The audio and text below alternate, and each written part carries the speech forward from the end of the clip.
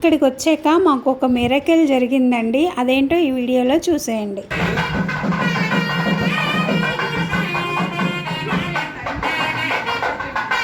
Hi అండి, అందరికీ నమస్కారం. నేను మీ జయ. వెల్కమ్ టు యాత్రా విశేషాలు. నేను ఇప్పుడు తిరుపతిలో అనంతాళ్వారి తోటలో ఉన్నానండి. మీలో చాలామందికి అనంతాళ్వారి తోట తెలిసే ఉంటుంది కదా. మాకు అనంతాళ్వారి తోటకు రావడం వల్ల ఒక మిరకల్ జరిగిందండి. అదేంటి అనేది వీడియోలో చెప్తాను. ఆ విషయం ఏంటి అనేది మీతో చెప్పడానికి నేను చాలా ఎక్సైటింగ్గా ఉన్నాను. దాంతోపాటు అనంతాళ్వారు ఎవరు, స్వామివారిని అమ్మవారిని తోటలో ఎందుకు కట్టేశారు, స్వామివారికి గుణపంతో అనంతాళ్వారు ఎందుకు కొట్టారు, ఈ విషయాలన్నీ కూడా ఈ వీడియోలో మనం తెలుసుకుందామండి. అనంతాళ్వారి తోటకి ఎలా వెళ్ళాలి అనేది వీడియో చివరిలో మీకు త్రోవ కూడా చూపిస్తానండి. అనంతాళ్వారి తోటలో రకరకాల పూల మొక్కలు, పెద్ద పెద్ద చెట్లు, తులసి మొక్కలతో చాలా రమణీయంగా, మనోహరంగా, చల్లగా చాలా బాగుంటుందండి. ఒకసారి తప్పకుండా వెళ్ళి చూడాల్సిందే. ఈ తోట మధ్యలోనే ఆయన సమాధి, ఆయన తవ్విన కోనేరు, అలాగే ఆయన ఇల్లు అన్నీ ఇక్కడే ఉన్నాయండి. అవన్నీ మనం చూడొచ్చు ఇక్కడ. అయితే అనంతాళ్వారి తోటకు వచ్చినప్పుడు మాకు ఒక మిరకల్ జరిగిందని చెప్పాను కదా, అదేంటనేది ఇప్పుడు చెప్తాను వినండి. మేము శ్రీవారి సేవకు వచ్చి ఇవాళకి 6 రోజులు అయిపోయిందండి. ఇంకా ఒక్క రోజే ఉన్నది రేపు. ఇంతవరకు మాకు టెంపుల్ డ్యూటీ అయితే రాలేదు. ఈరోజు 11 గంటలకి సత్సంగం అయిందండి. సత్సంగంలో రేపటి డ్యూటీస్ అందరికీ ఇచ్చేశారు. మాకైతే టెంపుల్ డ్యూటీ రాలేదు. మాకే కాదండి, ఈసారి టెంపుల్ డ్యూటీ చాలా మందికి రాలేదు. మాకు టెంపుల్ డ్యూటీ రాకపోయినా మేము హ్యాపీగానే ఉన్నామండి. ఎందుకంటే రథసప్తమి రోజు మాకు మాడవీధుల్లో సేవ పడిందండి. ఆ సేవలో స్వామివారి 7 రథాల మీద ఊరేగడం చూసాము, దర్శించుకున్నాము. అలాగే చక్ర స్నానం చేసుకున్నాము. అయినా ఎక్కడో చిన్న వెళ్తండి, ఎందుకంటే శ్రీవారి సేవకు వెళ్ళామనగానే మీకు టెంపుల్ డ్యూటీ వచ్చిందా అని అందరూ అడుగుతారు కదా.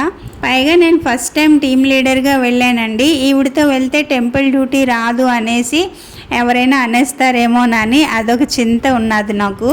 మాకు టెంపుల్ డ్యూటీ రాలేదని మనసు బాధతో మధ్యాహ్నం 1 గంటప్పుడు అనంతాళ్వారి తోటకి నాతో ఇంకో అమ్మాయిని తోడు తీసుకొని వెళ్ళిపోయానండి. మిగతా మా టీం వాళ్ళంతా రూమ్లోనే ఉన్నారు. తోటకి వెళ్ళగానే ఎంట్రన్స్లో సెక్యూరిటీ గార్డు మీకు టెంపుల్ డ్యూటీ వచ్చిందా అని అడిగారు. లేదు, రాలేదు అని చెప్పాము.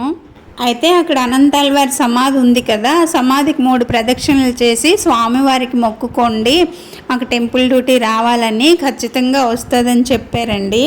ఇదిగోండి, ఇదేనండి అనంతాళ్వారి సమాధి. ఈ సమాధికి 3 ప్రదక్షిణలు చేసి మాకు టెంపుల్ డ్యూటీ రావాలని మొక్కుకున్నాము.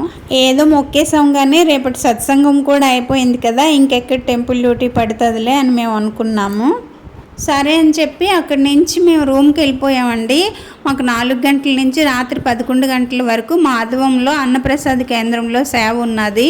ఇంక మా టీం వాళ్ళందరినీ 4 గంటలకు తీసుకొని సేవకి వెళ్తున్నాను. ఇంకో ఆవిడ వచ్చి మీరెక్కడికి వెళ్ళిపోతున్నారు, టీం లీడర్స్కి ఇప్పుడు మీటింగ్ ఉన్నది అని చెప్పారు ఆవిడ.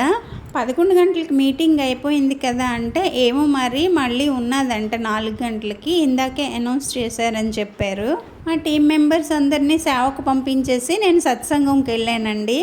3వ నంబర్లోనే నా పేరు వచ్చిందండి టెంపుల్ డ్యూటీకి. నేనైతే ఇంకా ఎంత హ్యాపీ అయిపోయానో. అక్కడి నుంచి సేవకి వెళ్ళిపోయి మా టీం వాళ్ళందరికీ చెప్పానండి. అందరూ చాలా సంతోషించారు. ఇదండి అనంతాళ్వారి సమాధి మహిమ. ఈవిడ చూడండి, సమాధి దగ్గర రామకోట రాసుకుంటున్నారు. ఇక్కడ అంత ప్రశాంతంగా ఉంటుందండి, చల్లగా, చాలా బాగుంది. ఇది అనంతాళ్వారి ఇల్లు అండి. అంటే అప్పట్లో ఇలా ఉండేది కాదు, ఇప్పుడు మోడిఫై చేశారనమాట. లోపల అమ్మవారు, స్వామివారి విగ్రహాలు అవి పెట్టి పూజలు అవి జరుగుతుంటాయండి ఇక్కడ. ఇప్పటికీ కూడా ఆయన వంశీయులే ఇక్కడ పూజలు జరుపుతారని చెప్తారు. అనంతాళ్వారు రామానుజాచార్యుల వారి శిష్యుడండి. రామానుజుల వారి కాలంలో ఈ శేషాచలం అంతా దట్టమైన అడవులతో నిండి ఉండేదండి. అప్పటికే ఈ కొండ మీద వెంకటేశ్వర స్వామి వారు వెలిసారని రామానుజుల వారికి తెలుసండి. అయితే అప్పట్లో స్వామివారికి అభిషేకాలు, పూజలు లాంటి నిత్య కైంకర్యాలు ఏమీ జరిగేవి కాదటండి. ఇక్కడికి రావడానికి అందరూ భయపడేవారట. అప్పుడు రామానుజుల వారు తమ శిష్యులందరినీ కూర్చోబెట్టి స్వామివారి నిత్య కైంకర్యం కోసం ఎవరు వెళ్తారు అని అడిగారట. అప్పుడు అప్పుడు అనంతాల్ వారు నేను వెళ్తానని చెప్పారటండి. అయితే వెంకటేశ్వర స్వామి అలంకార ప్రియుడు కదా, పువ్వులు అంటే చాలా ఇష్టము. కానీ ఇక్కడ ఒక్క పువ్వు కూడా లేదండి, అడవులు కదా. అందుకని చెప్పి అనంతాల్ వారు పూల తోటను వేశారటండి. ఆ పూల మొక్కలకి నీళ్లు పోయడానికి ఎక్కడ నీళ్లు లేని కారణం చేత ఇక్కడ కోనేరు తవ్వారట. ఇదిగోండి అదే ఈ కోనేరు అని చెప్తారండి. ఈ కోనేరు తవ్వుతున్నప్పుడు అతని భార్య గర్భిణి అంటండి. అతను మట్టి గుణపంతో తవ్వుతుంటే ఆవిడ మట్టి మోసి దూరం తీసుకెళ్ళి వేసేవారట. అయితే అప్పుడు స్వామివారు చూసి నా కోసం ఇంత శ్రమ పడుతున్నారు వీళ్ళని ఒక చిన్న బాలుడి రూపంలో అక్కడికి వెళ్ళి నేను మట్టి మోస్తాను అని అన్నారట. అప్పుడు నువ్వు చిన్న పిల్లాడు బాబు, నువ్వు మొయ్యలేవు, ఇక్కడి నుంచి వెళ్ళిపో అని ఎంత చెప్పినా వినకుండా అక్కడే నిలబడి ఉండి మోస్తానని మారం చేశాడట. అప్పుడు అనంతాల్ వారికి కోపం వచ్చి బాలుడు బాగా విసిగిస్తున్నాడని చెప్పి బాలుడి రూపంలో ఉన్న స్వామివారి మీదకి అతని చేతిలో ఉన్న గుణపం ఇసిరాడట.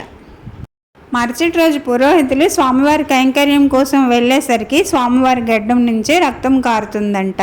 ఏంటి స్వామి ఇది అని అడిగితే అనంతాల్ వారి గుణపంతో గాయపరిచినట్టు చెప్పారట. ఈ గాయానికి ఏం పూయాలని పురోహితులంతా ఆలోచిస్తుంటే పచ్చకర్పూరం ముద్ద చేసి అంటించమని స్వయాన స్వామివారే చెప్పారట. అయితే ఇప్పటికీ కూడా స్వామివారి గడ్డం మీద పచ్చకర్పూరం ముద్ద చేసి పెట్టడం ఆనవాయితీగా వస్తుంది. అందుకే స్వామివారి గడ్డం మీద తెల్లగా మచ్చ కనిపిస్తుంది మనకి.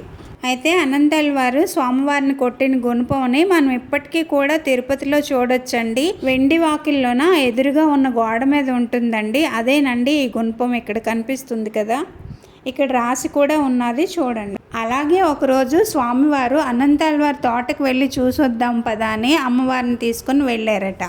అక్కడున్న రకరకాల పూల మొక్కలు, తులసి వనాలు చూసి అమ్మవారు స్వామివారు చాలా సరదా పడిపోయి ఆ పూల తోటలో ఆడుకొని పూలన్నీ చింపేసి చిందరవందర చేస్తూ సరదాగా కేరింతలు కొడుతూ ఆడుకునేవారట.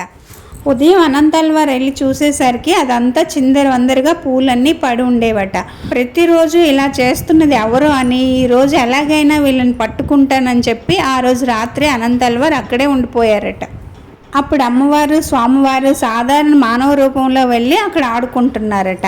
ఆ విధంగా వాళ్ళిద్దరిని చూసిన అనంతాల్ వారు కోపం తట్టుకోలేక ఇద్దరిని ఒక చెట్టుకి కట్టేస్తారట.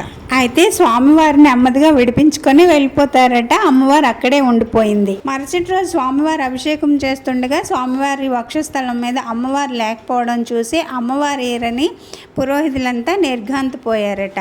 అనంతాల్ వారి తోటలో కట్టేశాడు, అక్కడ ఉంటుంది చూడండి అని చెప్పారట స్వామివారు. అప్పుడు పురోహితులంతా అనంతాల్ వారి తోటకు వెళ్ళి చూసేసరికి అమ్మవారు అక్కడ కట్టేసి ఉన్నారట. అప్పుడు అనంతాల్ వారు నిర్ఘాంతపోయి స్వామివారు అమ్మవారు నా తోటకి ఆడుకోవడానికి వచ్చారా, నేను ఎంతటి పుణ్యం చేసుకున్నాను, నాకెంతటి భాగ్యం దక్కింది అని సంబరపడిపోతారు. ఈ కథలన్నీ కూడా ఈ గోడల మీద రాసున్నాయండి, మీకు కనిపిస్తుండే ఉంటుంది. అనంతాల్ వారి వృత్తాంతం అంతా కూడా ఈ గోడల మీద ఉన్నది, ఎవరూ కల్పించినవి కాదండి. ఇదిగోండి ఈ ప్రదేశంలోనే అమ్మవారిని స్వామివారిని కట్టేశారట. అమ్మవారు ఇక్కడ ఉండిపోయారు కదా, అందుకని అమ్మవారి విగ్రహం ఇక్కడ పెట్టారు. ఇంకా అనంతాల్ వారి తోటకి వెళ్ళడము చాలా ఈజీ అండి. శ్రీవారి ఆనంద నిలయం వెనక వైపు నుంచి వెళ్ళి ఇదిగోండి ఇక్కడ కనిపిస్తుంది కదా సీనియర్ సిటిజన్స్ క్యూ లైన్ పక్క నుంచే వెళ్ళి రైట్కి తిరిగి ముందుకెళ్తే అనంతాల్ వారి తోట వస్తుందండి. ఇవాళకి ఇంతేనండి. అనంతాల్ వారి స్టోరీ ఎలా ఉందో కామెంట్ చేసి చెప్పండి. నచ్చితే లైక్ చేసి షేర్ చేయండి. సబ్స్క్రైబ్ చేసుకోవడం మర్చిపోకండి. ఇంకో మంచి వీడియోతో మళ్ళీ కలుద్దాం. అంతవరకు సెలవండి. బాయ్.